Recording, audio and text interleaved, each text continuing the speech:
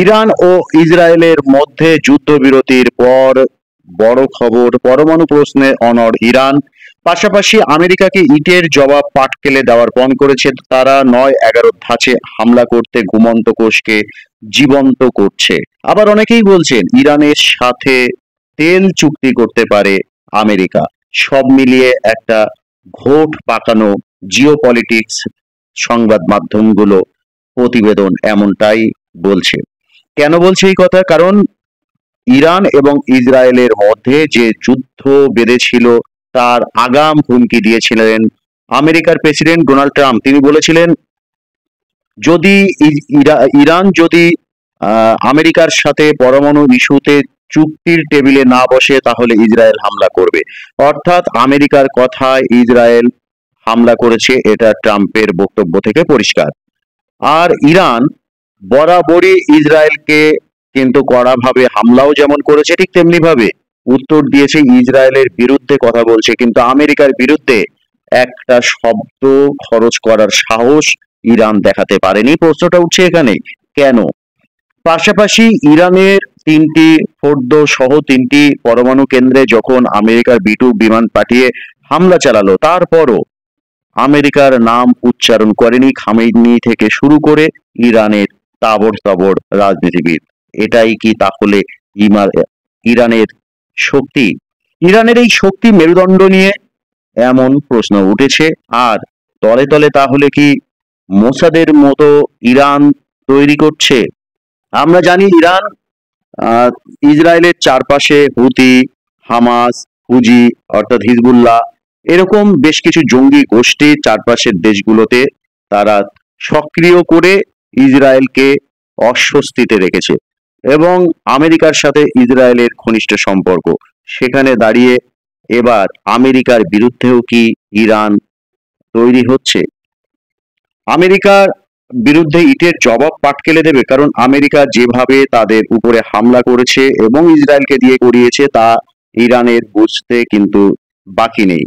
এবং শুধু তাই না, ডোনাল্ড ট্রাম্প যেভাবে নিজেকে যুদ্ধের রেফারি হিসেবে দাঁড় করিয়ে সারা পৃথিবীকে বোঝালেন যে আমেরিকাই শেষ কথা বলে, আমেরিকাই বস, এবং যার রেফারি ডোনাল্ড ট্রাম্প, সেটা ভারত পাকিস্তানের সংঘর্ষ বিরতি হোক বা ইরান ইসরায়েলের। তো এরই মধ্যে যেটা খবর আসছে, আমেরিকার মধ্যস্থতায় যুদ্ধবিরতিতে একরকম রাজি হয়ে গিয়েছে ইরান ও ইসরায়েল। কিন্তু তারপরও ৩ পরমাণু কেন্দ্রের হামলার প্রতিশোধের আগুনে পুড়ছে তেহরান। বদলা নিতে যুক্তরাষ্ট্রের মূল ভূখণ্ডে নাশকতার জন্য স্লিপার সেলকে কাজে লাগাবে ইরান। পশ্চিম এশিয়ার যুদ্ধে আপাতত ইতি হলেও মার্কিন মধ্যস্থতায় সংঘর্ষ বিরতিতে যাওয়ার পরও ইরান কিন্তু তৈরি হচ্ছে গোপনে, এবং তাদের যে কট্টরপন্থী সরকার ও সেনা এই স্লিপার সেলের তৈরিতে নানা রকম ভাবে মদত দিচ্ছে। আমেরিকা ইতিমধ্যে গোয়েন্দা সূত্রে সেই খবর পেয়েছে এবং ওয়াশিংটন সহ গোটা বিশ্ব গুনছে প্রমাদ।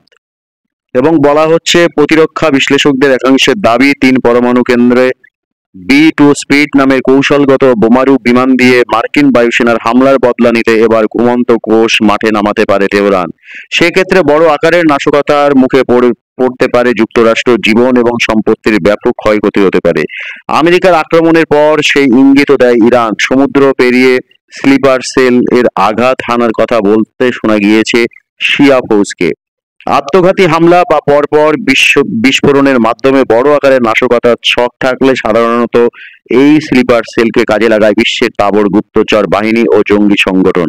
একে নিষ্ক্রিয় করা শুধু কঠিন নয়, প্রায় অসম্ভব, কারণ ঘুমন্ত কোষের সদস্যরা সারা বছর জঙ্গি কার্যকলাপের সঙ্গে জড়িয়ে থাকেন এমন নয়, উল্টে আম জনতার সঙ্গে মিশে থাকতেই বেশ পছন্দ করেন তারা। বৈধ চাকরি বা ব্যবসাও থাকতে পারে তাদের।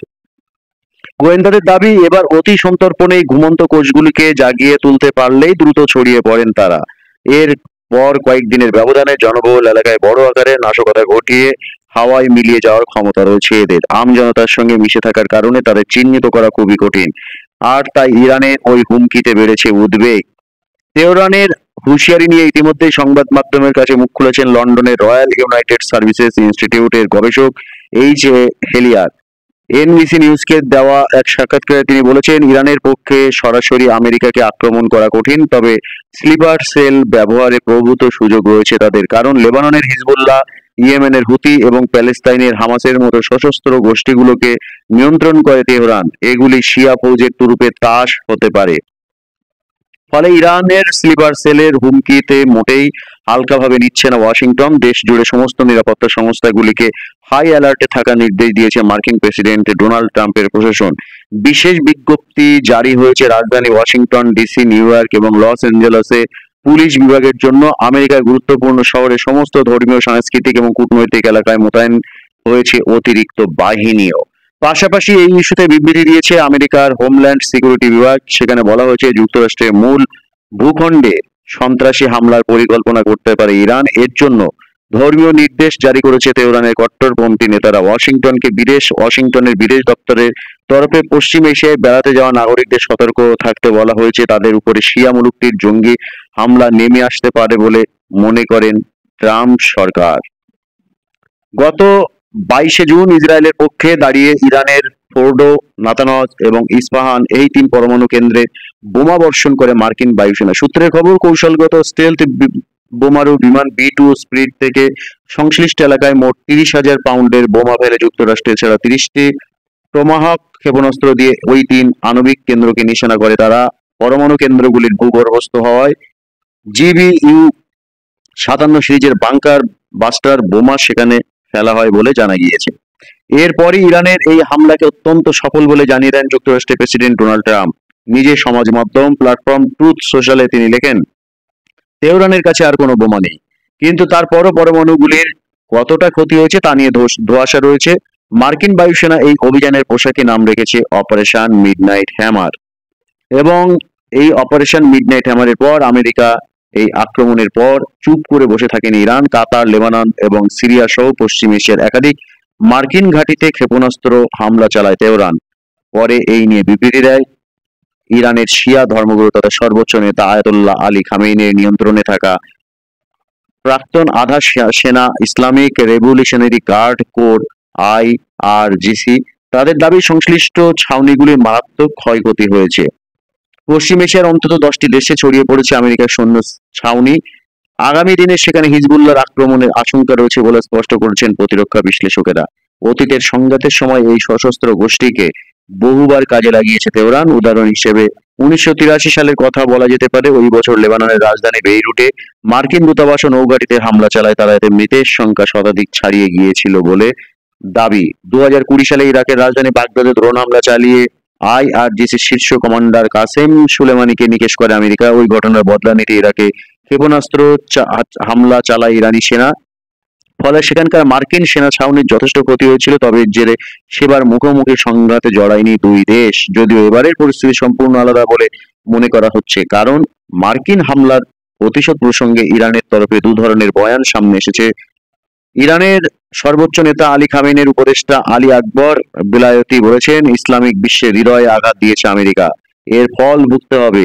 আমাদের উপরে আক্রমণ শানাতে যে জায়গাগুলি যুক্তরাষ্ট্রের বাহিনী ব্যবহার করেছে সেখানে অবশ্যই প্রত্যাঘাত শানাবে IRGC। আর এই হুমকিতেই ঘুম উড়েছে আমেরিকার। পাশাপাশি পরমাণু প্রশ্নেও অনড় ডোনাল্ড ট্রাম্পের সংঘর্ষ বিরতির প্রস্তাব ইরান ইসরায়েল খাতায় কলমে মেনে নিলেও তা কতটা কার্যকর হবে তা নিয়ে প্রথম দিনেই প্রশ্ন তুলেছেন সংবাদ মাধ্যমগুলো। পাশাপাশি প্রশ্ন উঠেছে ইরানের পরমাণু শক্তির ভবিষ্যৎ নিয়েও, কারণ ইরানের পরমাণু চর্চার প্রধান পদাধিকারী মঙ্গলবার ঘোষণা করেছেন তারা দ্রুত পুনর্গঠনের পথে হাঁটবে। অথচ ট্রাম্প নিজে দাবি করেছেন ইরানের 3টে পরমাণু কেন্দ্র। আমেরিকা আঘাত হানার পরে ইরান আর পরমাণু শক্তি নিয়ে এগোতে পারবে না।